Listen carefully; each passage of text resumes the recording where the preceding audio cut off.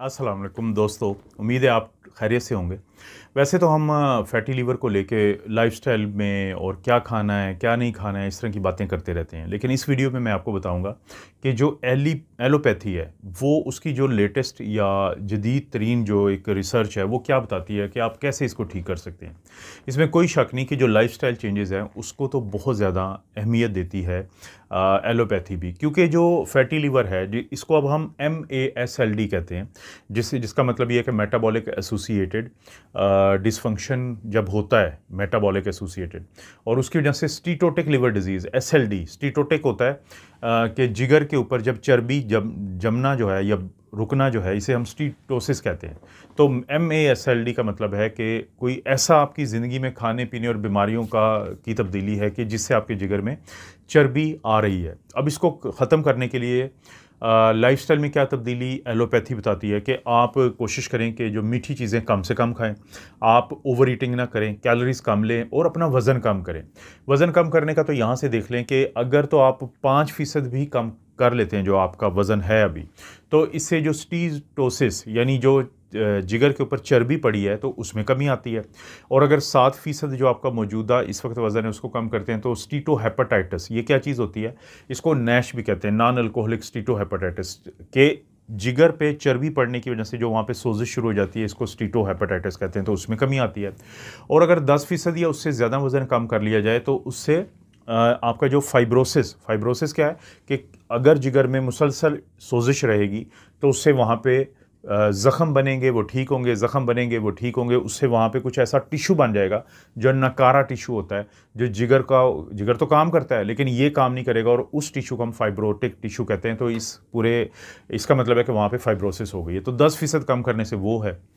इसमें एक्सरसाइज का बहुत किरदार है, चाहे तो आप किसी जिम में जाके स्ट्रेंथ ट्रेनिंग करें या आप एरोबिक एक्सरसाइज करें जिसमें रनिंग है, जिसमें जॉगिंग है, जिसमें स्विमिंग, साइकिलिंग, ये सारे कुछ आते हैं। तो एक्सरसाइज का बड़ा किरदार है।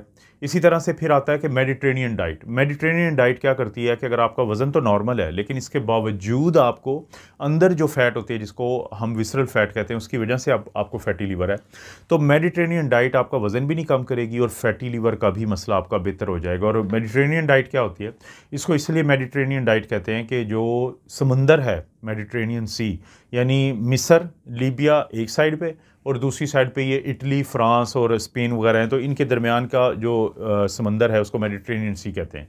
तो उसके आसपास रहने वाले जो लोग हैं वो एक मखसूस किस्म की खुराक इस्तेमाल करते थे जिसमें फल था ज़्यादा, सब्जियां थी, बादाम अखरोट थे, जिसमें बीज थे जैसे कद्दू के बीज हैं, उसमें जैतून का तेल है, मछली है, और नमक कम वो इस्तेमाल करते थे। तो इनमें देखा गया था कि काफ़ी सेहत बेहतर रहती है। तो उनमें से एक जिगर को भी फ़ायदा होता है कि उसकी चर्बी कम हो जाती है।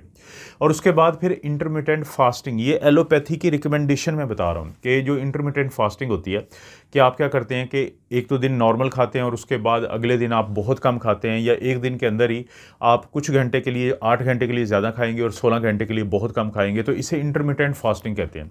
तो इससे भी बहुत ज़्यादा फ़ायदा होता है उन लोगों को जो फैटी लीवर के मरीज़ होते हैं। तो ये तो पूरा एलोपैथी कहती है कि लाइफस्टाइल को तब्दील करें। फिर अगर दवाइयों की बात अब मैं एलोपैथी का बताऊं तो एक उसमें आता है जैसे विटामिन ई, 800 इंटरनेशनल यूनिट एक दिन में। तो कहा जाता है कि जो जिगर के अंदर सोजिश होती है, इन्फ्लेमेशन होती है, इस वजह से कि फैट पड़ी है वहाँ पे, तो उसको कम करने में विटामिन ई का अहम किरदार है। लेकिन एक दो मसले भी हैं कि लंबे अरसे के लिए फ़ायदा नहीं होता, फिर प्रोस्टेट का कैंसर होने का डर होता है, और इसी तरह से कुछ और मसले जो हैं वो जन्म लेते हैं विटामिन ई की वजह से। तो इसलिए प्लस माइनस आप कह लें कि एलोपैथी कहती है इसको इस्तेमाल करें, लेकिन बहुत ज़्यादा लंबे अरसे के लिए नहीं। दूसरे नंबर पे आता है कि थायोजोलिडीन डायोन्स, ये शुगर की दवाइयाँ होती हैं जैसे रोजीग्लिटाजोन, पायोग्लिटाजोन। तो इनके बारे में कहा जाता है कि ये इंसुलिन की रेजिस्टेंस को कम करती हैं, लेकिन जब इंसुलिन की रेजिस्टेंस कम होगी तो जाहिर है कि फिर ग्लूकोज इस्तेमाल में ज़्यादा आएगा, तो उससे चिकनाई कम पड़ेगी जिगर के ऊपर। फैटी लीवर वालों को ये फ़ायदा होता है। लेकिन इसका मसला क्या है कि ये वेट गेन करवाता है, और वेट गेन का मतलब ये है कि फिर इससे दिल का मसला होने का डर होता है। तो ये अगर मुस्बत बात है तो फिर ज़ाहिर है मनफी बात भी है। इसी तरह से फिर वज़न को कम करने वाली कुछ दवाइयाँ हैं। अब वज़न को जो कम करने वाली दवाइयाँ हैं उसमें जैसे कि एक है सीमाग्लूटाइड, एक है लीराग्लूटाइड, इनको हम कहते हैं ग्लूकागॉन लाइक प्रोटीन 1 एनालॉग्स। और इसी तरह से एक और होती है टिर्ज़िपाटाइड। ये क्या है कि ये glucose dependent insulinotropic polypeptide receptor agonist है। ये दोनों भी बहुत ज़्यादा मदद करती हैं। जब आपका वज़न कम होता है तो उस वज़न कम होने से आपका फैटी लीवर का भी मसला बेहतर हो जाता है। उसके बाद एक और दवाई है जिसे ओबेटिकोलिक एसिड कहते हैं। अब ये जो ओबेटिकोलिक एसिड होता है ये फार्सिनॉइड एक्स रिसेप्टर एगोनिस्ट है। अब ये जो फार्सिनॉइड एक्स रिसेप्टर एगोनिस्ट होते हैं तो ये भी मदद करते हैं फैटी लीवर के मसले को बेहतर करने के लिए। तो एलोपैथी ने 2024 में एक दवाई थी जिसका नाम रेसमेटिरोम है, जिसके ऊपर मैं खुद भी एक वीडियो बना चुका हूँ। तो ये एक thyroid hormone receptor beta agonist है। तो इसकी मंजूरी दी थी इस्तेमाल के लिए, या इसको इस्तेमाल करवाना शुरू किया है। तो इसके भी काफ़ी ज़्यादा फ़ायदे हो जाते हैं उन लोगों को जो फैटी लीवर के मरीज़ होते हैं। उसके बाद एक ऑपरेशन होता है जिसको हम कहते हैं बैरिएट्रिक सर्जरी। अब ये जो बैरिएट्रिक सर्जरी होती है तो ये भी बहुत ज़्यादा मदद करती है। बैरिएट्रिक सर्जरी में क्या करते हैं, इसे वेट लॉस सर्जरी भी कहते हैं। तो इससे बहुत सारा, जब यूँ ही देखें ये एक मेटाबॉलिक मसला है, जब आपका वज़न कम होता है तो इसी तरह आपका फैटी लीवर का मसला बेहतर हो जाता है। और सबसे आखिर में खुदा न खास्ता अगर ये सारी चीज़ें फ़ेल हो जाएँ तो फाइब्रोसिस जब होता है तो उससे फिर लिवर ट्रांसप्लांट, जिगर को तब्दील करना पड़ता है।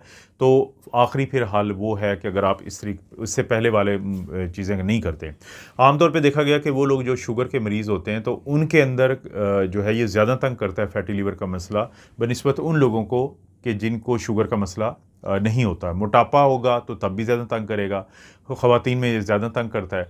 तो ये थोड़ा एलोपैथी का पॉइंट ऑफ व्यू मैं देना चाहता था कि असल में एलोपैथी आपको क्या बताती है कि आप किस तरीके से इसको ठीक कर सकते हैं।